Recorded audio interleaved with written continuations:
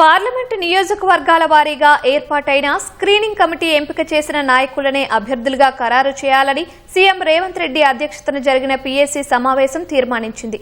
మంత్రులు, పీఏసీ సభ్యులతో దాదాపు 2 గంటల పాటు జరిగిన జూమ్ సమావేశంలో పలు కీలక నిర్ణయాలు తీసుకున్నారు. ఏ మున్సిపాలిటీలో పార్టీ బలంగా ఉంది, ఎక్కడెక్కడ బలహీనంగా ఉంది, బలహీనంగా ఉన్న చోట్ల పార్టీ పరంగా ఇన్ఛార్జీలు తీసుకుంటున్న చర్యలపై చర్చించారు. అభ్యర్థుల ఎంపికకి పీసీసీ ఏర్పాటు చేసిన స్క్రీనింగ్ కమిటీ 3 సర్వేలు ఏ ప్రామాణికాలు ఆధారంగా చేసుకుంటున్నారో సీఎం రేవంత్ రెడ్డికి వివరించారు.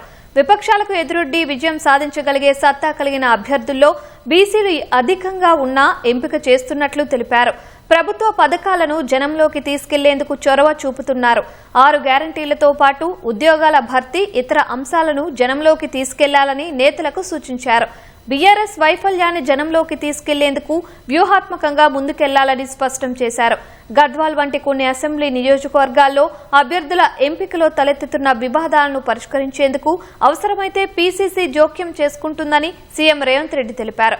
అభ్యర్థుల జాబితాను పీసీసీ అధికారికంగా ఆమోదం తెలిపిన తరువాత వాళ్లకే పార్టీ బీఫామ్లు ఇవ్వాలని పీఏసీ సమావేశంలో తీర్మానం చేసినట్లు తెలుస్తోంది. కాంగ్రెస్ అభ్యర్థిగా ఎవరు నిలబడినా గెలిపించేలా చూడాలని సమావేశంలో నిర్ణయించారు.